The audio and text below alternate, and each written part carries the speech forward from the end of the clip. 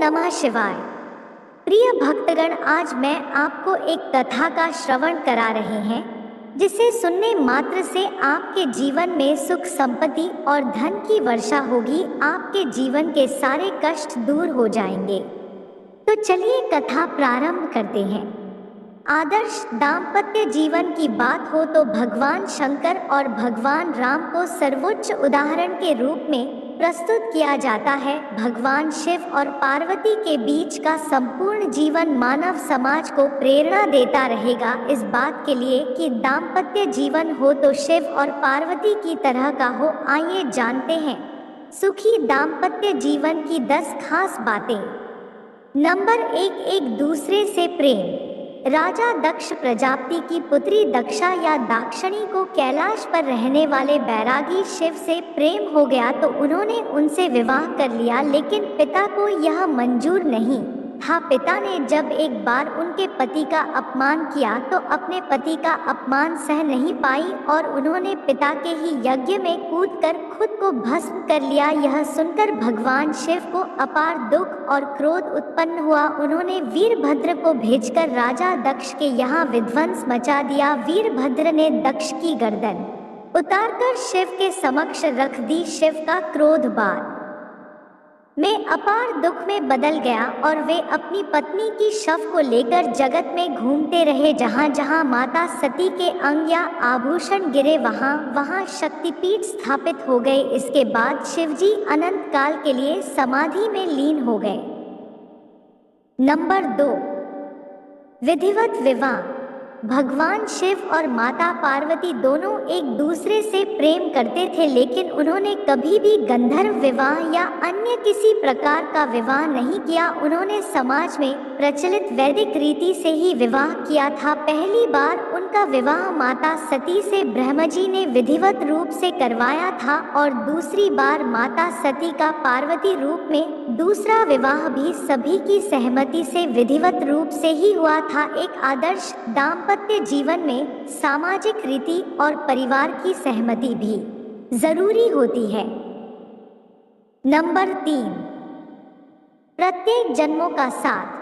माता सती ने जब दूसरा जन्म हिमवान के यहाँ पार्वती के रूप में लिया तब उन्होंने पुनः शिव को पाने के लिए घोर तप और व्रत किया। उस दौरान तारकासुर का आतंक था, उसका वध शिवजी का पुत्र ही कर सकता था, ऐसा उसे वरदान था। लेकिन शिवजी तो तपस्या में लीन थे। ऐसे में देवताओं ने शिवजी का विवाह पार्वती जी से करने के लिए एक योजना बनाई। उसके तहत कामदेव को तपस्या भंग करने के लिए भेजा गया।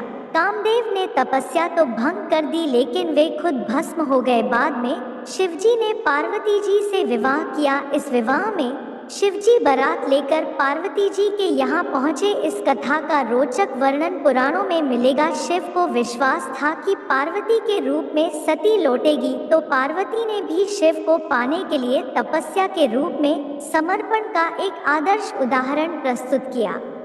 नंबर 4, एक पत्नी व्रत।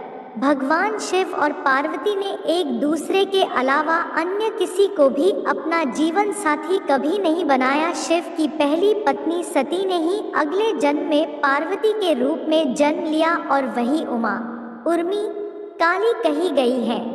बात चाहे सृष्टि निर्माण और उसके संचालन की हो या परिवार की गाड़ी हाँकने की, पुरुष और प्रकृति का समान रूप से योगदान देना जरूरी है। नंबर 5, आदर्श गृहस्थ जीवन।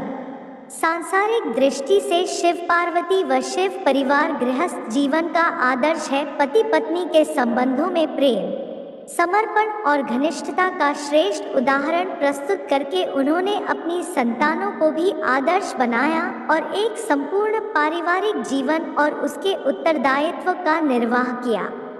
नंबर 6, पत्नी को भी दिया ब्रह्मज्ञान।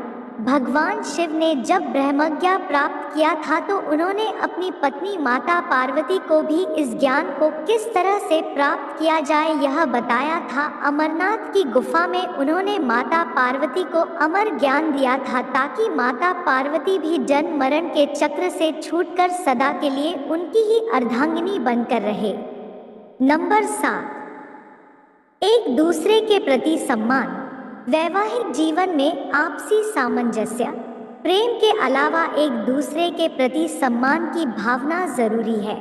नहीं है तो गृहस्थ जीवन में कलह रहता है। शिव के मन में माता पार्वती और पार्वती के मन में शिव के प्रति जो अगाध प्रेम और सम्मान की भावना है वह पूजनीय है। इससे प्रत्येक दंपति को सीख मिलती है। इसके कई उदाहरण पुराणों में है कि माता पार्वती ने शिव के सम्मान के लिए सब कुछ न्यौछावर कर दिया तो शिव ने भी माता पार्वती के प्रेम और सम्मान में सब कुछ किया। यदि दाम्पत्य जीवन में कोई पति पत्नी एक दूसरे का सम्मान नहीं करते हैं और उनके सम्मान की रक्षा नहीं करते हैं तो वह दाम्पत्य जीवन आगे चलकर असफल हो जाता है।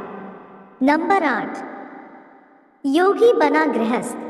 भगवान शिव महान योगी थे और वे हमेशा ही समाधि और ध्यान में ही लीन रहते थे, लेकिन माता पार्वती का ये तब वह प्रेम ही था कि योगी बना। एक गृहस्थ का योगी होना जरूरी है, तभी वह एक सफल दाम्पत्य जीवन का निर्वाह कर सकता है। भगवान शिव के साथ उल्टी गंगा बही। कई लोग ऐसे हैं जो विवाह के बाद उम्र के एक पड़ाव पर जाकर बैरागी बनकर संन्यास्त होकर अपनी पत्नी को छोड़ चले, लेकिन भगवान शिव तो पहले से ही योगी सन्यासी या कहें कि बैरागी थे। यह तो माता पार्वती का तप ही था जो योगी गृहस्थ बन गए। कहना तो यह चाहिए कि माता पार्वती भी तो जोगन थी पत्नी के साथ। यदि 7 जन्म के फेरे लिए हैं तो फिर कैसे इसी जन्म में संन्यास के लिए छोड़कर चले जाएं?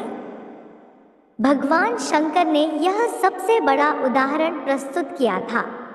नंबर 9, त्याग की प्रतिमूर्ति।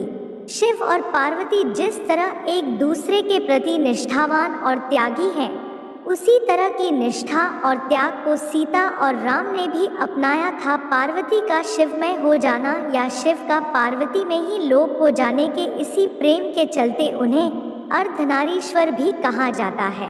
नंबर 10, सदा साथ ही रहना और बातें शेयर करना।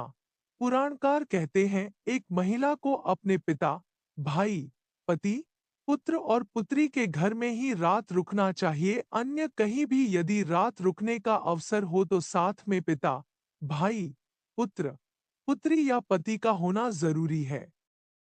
यह तो एक आम मनुष्य की बात है, लेकिन माता पार्वती और शिव को अर्धनारीश्वर हैं, उनका साथ तो सदा से ही सदैव है और रहेगा। हमने यह भी पढ़ा कि भगवान शिव हमेशा ही माता पार्वती के प्रश्नों के उत्तर देते हैं और उन्हें किसी न किसी की कथा सुनाकर अपना रहस्य बताते रहते हैं। इसी तरह माता पार्वती भी शिव को अपना रहस्य बताती रहती हैं। ये कथा जरूर आपको अच्छी लगी होगी, तो चैनल को सब्सक्राइब और वीडियो को लाइक करें। ओम नमः शिवाय।